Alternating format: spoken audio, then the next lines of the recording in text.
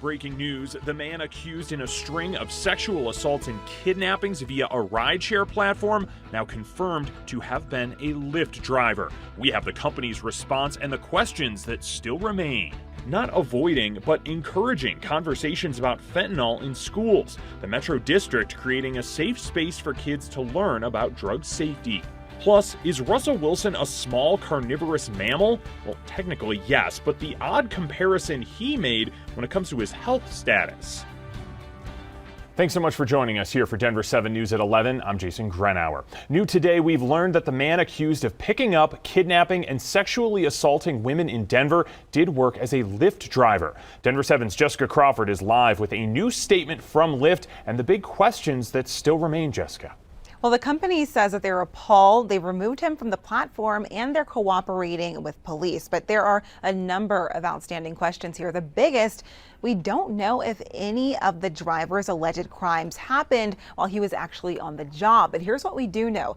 John Pastor-Mendoza was arrested and charged with assaulting at least 10 women over the last 4 years. There may be more victims out there.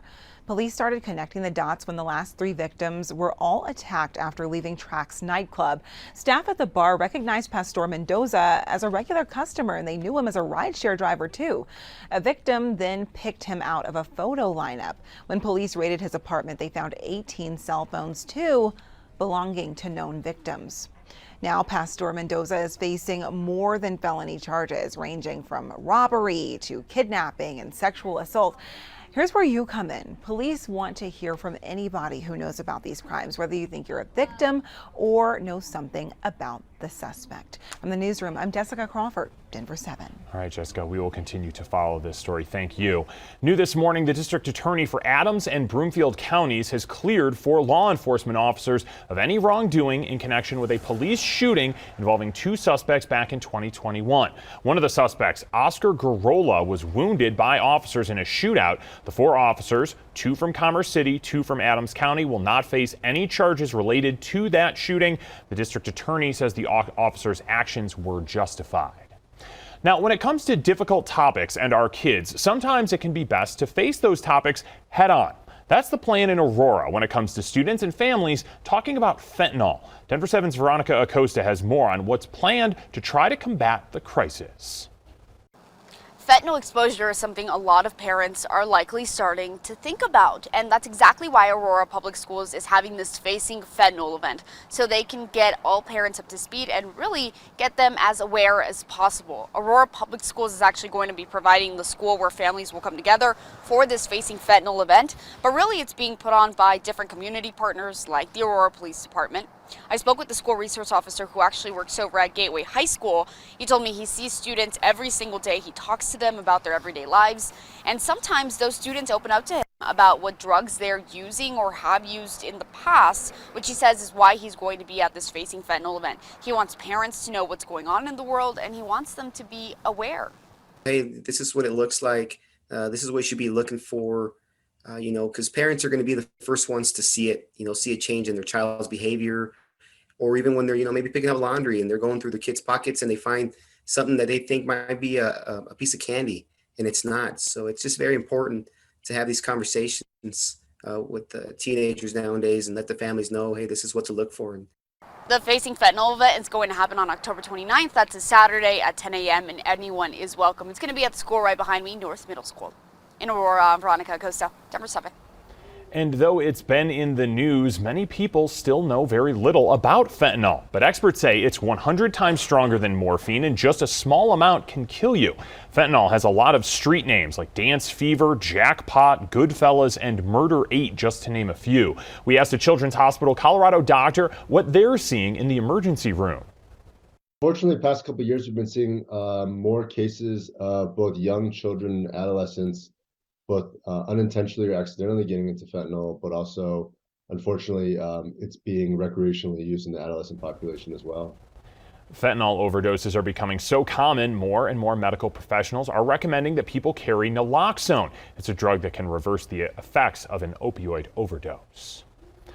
We turn now to a troubling rise in pediatric hospitalizations. More and more children being admitted with respiratory illnesses, and doctors say it's mainly not COVID. ABC's Rena Roy has the latest. Exclusive footage takes us inside the emergency department at Connecticut Children's Hospital in Hartford, where more than a dozen children are waiting for beds. The ER over capacity, a growing number of children being admitted with respiratory illnesses.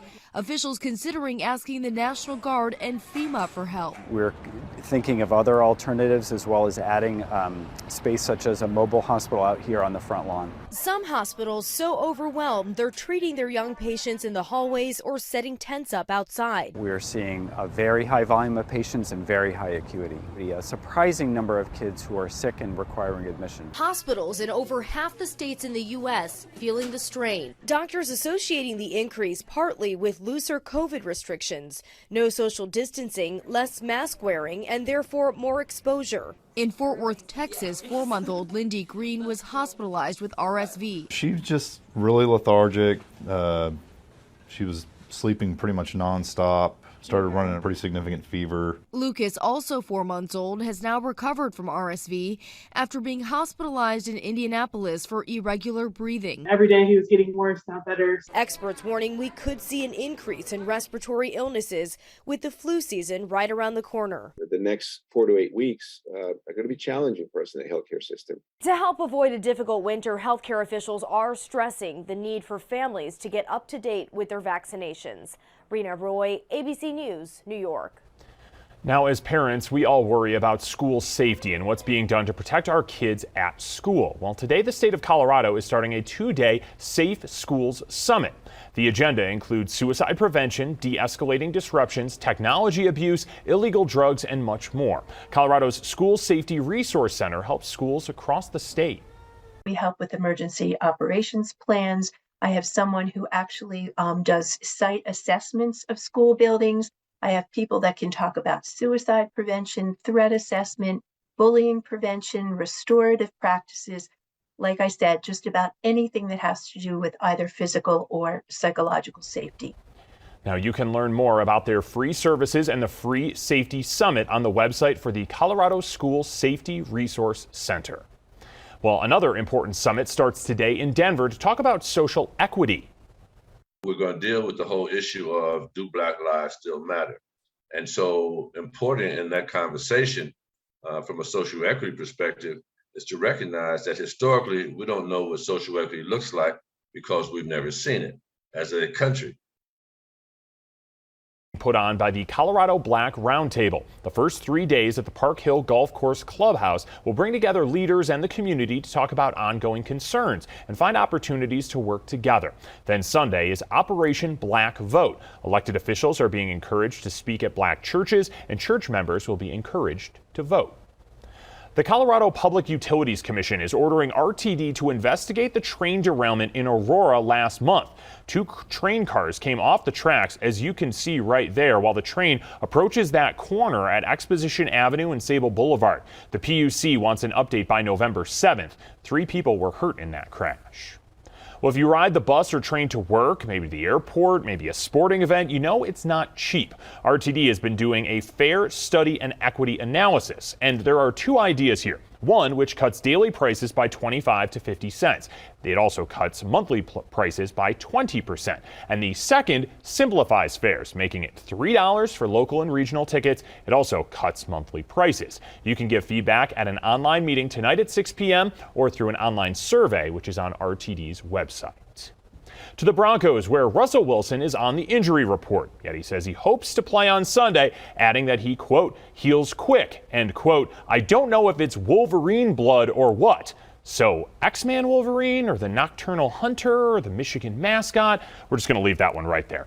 But right after Sunday's matchup with the Jets, the Broncos leave for London and a matchup with the Jaguars. So yesterday, the team held an early send-off party complete with British touches. The Broncos have played in London before. They played the Niners there in 2010, and former linebacker Carl Mecklenburg was there when the Broncos played a preseason game at Wembley Stadium in 1987. What a great opportunity for the Broncos and the NFL itself to just spread the excitement of NFL football. And it was a well-attended game, and it was a lot of fun. Now the Broncos cheerleaders were also at that send-off, along with the team's 3 Vince Lombardi trophies. Now you'll be able to watch the Broncos take on the Jags in London right here on Denver 7. It's Sunday, October 30th, bright and early, 7:30 a.m. our time. Well, the city of Denver taking another step in going green. The finishing touches being put in place for a special garden at the National Western Center.